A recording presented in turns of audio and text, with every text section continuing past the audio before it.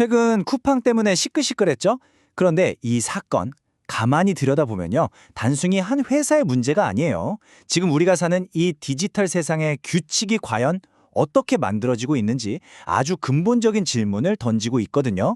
자, 오늘 이 문제의 본질이 뭔지 제대로 한번 파헤쳐 보겠습니다. 와, 이 말 한마디 정말 강력하지 않나요? 이게 그냥 평범한 소비자 한 명의 한 말이 아닙니다. 우리나라 시장의 심판이라고 할 수 있는 공정거래위원장이 직접 한 말이에요.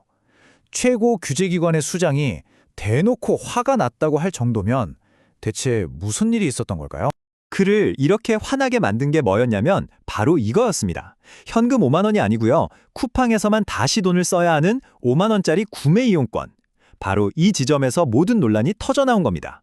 자, 그럼 첫 번째로 이 쿠폰 보상이라는 게 도대체 어떤 의미인지, 그리고 이게 왜 이렇게 큰 문제로 번졌는지부터 차근차근 짚어보겠습니다. 그러니까 사건의 전말은 이렇습니다. 무려 3,300만 명, 세상에 우리나라 인구의 절반이 넘는 사람들의 개인정보가 유출된 거예요. 그런데 쿠팡이 내놓은 보상안은 자사 플랫폼에서만 쓸 수 있는 이용권이었던 거죠. 자, 여러분 한번 상식적으로 생각해 보세요. 나한테 피해를 준 회사에 오히려 돈을 더 써야만 하는 방식의 보상. 이게 과연 피해자를 위한 진짜 구제책이라고 할 수 있을까요? 아니면 사실상 또 다른 마케팅에 불과한 걸까요? 여기 표를 보시면 그 차이가 확 들어오죠. 왼쪽 피해자 중심 보상은 말 그대로 피해자의 손실을 메꿔주는 데 집중합니다. 현금을 주거나 피해자가 직접 선택할 수 있게 하죠. 진정한 원상회복을 위한 거예요. 근데 오른쪽 마케팅 방식은요? 이건 사실상 회사의 이익을 위한 겁니다. 피해 보상을 빌미로 미래의 매출까지 만들어내는 아주 영리한 판촉 활동이나 다름없는 거죠. 물론이죠. 이런 방식에 우리 모두 화가 났습니다.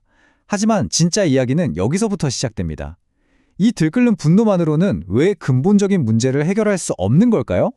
오늘 분석의 핵심 주장이 바로 이겁니다. 분노는 분명히 문제가 있다는 강력한 신호예요. 경고등 같은 거죠. 하지만 경고등이 켜졌다고 해서 자동차가 저절로 고쳐지진 않잖아요. 결국엔 시스템의 구멍은 시스템으로, 즉 새로운 규칙으로 메워야 한다는 겁니다. 왜 분노만으로는 안 될까요? 기업들은 너무 잘 알아요. 대중의 분노는 뜨겁지만 금방 식는다는 걸요. 그래서 이런 보상을 잘못에 대한 처벌이 아니라 그냥 마케팅 비용 정도로 계산해 버립니다. 아, 이 정도 돈 쓰고 욕 좀 먹으면 광고 효과 나겠네. 이렇게요. 결국 명확한 규칙이 없으면 분재 터지고 잠깐 분노하고 또 잊히는 이 악순환만 계속될 뿐입니다. 그렇다면 진짜 문제는 어디에 있는 걸까요? 이제 시야를 확 넓혀서 쿠팡 같은 거대 플랫폼 기업들이 오늘날 시장에서 얼마나 막강한 힘을 쥐고 있는지 그 구조를 들여다볼 시간입니다. 여기서 정말 소름 돋는 지점이 나옵니다. 바로 플랫폼의 이중적인 역할인데요. 공식적으로 이들은 그저 판매자와 구매자를 연결해주는 공정한 중개인일 뿐이라고 말하죠. 하지만 실제 모습은 어떻습니까? 모든 데이터와 알고리즘을 손에 쥐고 아예 시장의 판 자체를 설계하는 규칙 제정자, 거의 신과 같은 역할을 하고 있는 거죠. 이 비유 하나면 모든 게 설명됩니다. 심판이면서 동시에 선수. 생각해보세요. 축구 경기 규칙을 만드는 심판이 갑자기 자기가 직접 경기에 뛰어들어서 골을 넣고 있어요. 이게 공정한 경쟁이라고 할 수 있을까요? 그럼 이 막강한 힘을 어떻게 쓸 수 있을까요? 이 시나리오를 한번 보세요. 먼저 공정한 장터를 열어줍니다. 거기서 어떤 물건이 잘 팔리는지 모든 데이터를 싹 다 분석하죠. 그런 다음 제일 잘 나가는 상품이랑 똑같은 자체 브랜드 상품을 만들어요. 그리고 마지막으로 검색 결과 맨 위에 자기네 상품을 딱 띄워주는 겁니다. 자, 여러분이 보시기에 이건 공정한 혁신인가요? 아니면 명백한 반칙인가요? 바로 여기가 문제의 뿌리입니다.